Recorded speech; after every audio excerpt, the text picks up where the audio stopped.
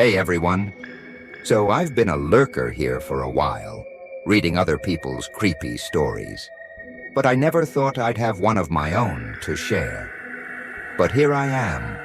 I just need to get this off my chest and see if anyone else has experienced something like this.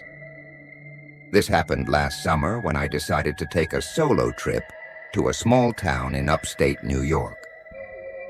I needed a break from my stressful job and figured a quiet, scenic place would do me good.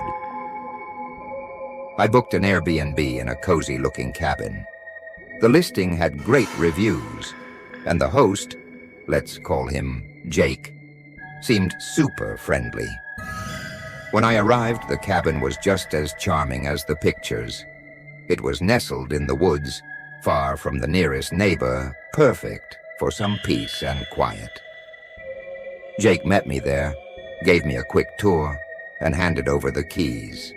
He was a bit quirky, but nothing that set off any alarm bells. He reminded me to lock the doors at night, because you never know what kind of wildlife is out there.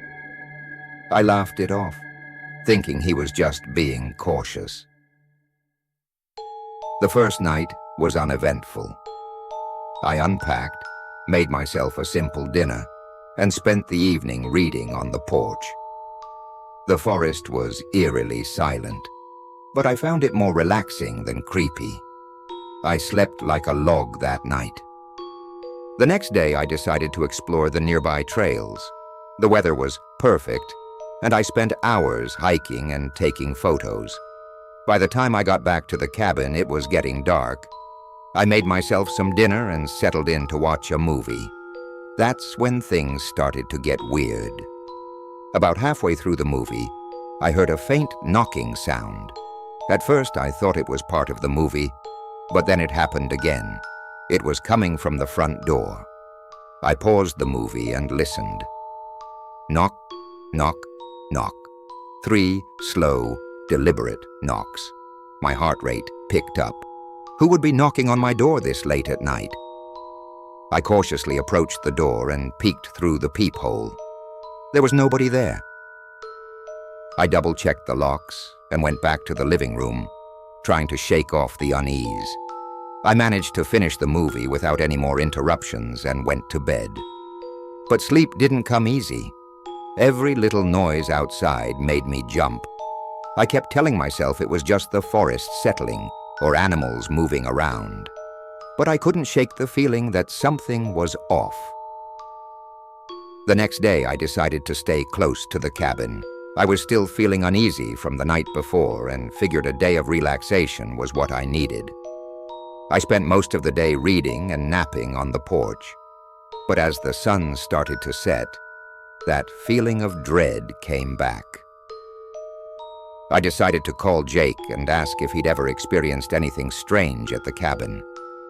He sounded surprised and said no, but reassured me that the area was safe. I thanked him and hung up, feeling slightly better. That night, I was determined to get a good night's sleep. I locked all the doors and windows, drew the curtains, and settled into bed with a book. It was quiet for a while, but then I heard it again. Knock, knock, knock. This time it was louder and more insistent. I froze, my heart pounding in my chest. I didn't want to go to the door, but I had to know who or what was out there. I grabbed my phone and slowly made my way to the front door. I took a deep breath and looked through the peephole. Again, there was nobody there. I was about to turn away when I heard a whisper. It was so faint I almost thought I imagined it. But then I heard it again, clearer this time. "Let me in." I stumbled back from the door, my mind racing. Who was out there? And why were they doing this? I ran to the kitchen and grabbed a knife, just in case. I sat on the couch, clutching the knife, my eyes glued to the front door. Hours passed, and nothing else happened. Eventually, exhaustion took over, and I fell asleep on the couch. I woke up the next morning with a stiff neck and a sense of dread. I couldn't stay there another night.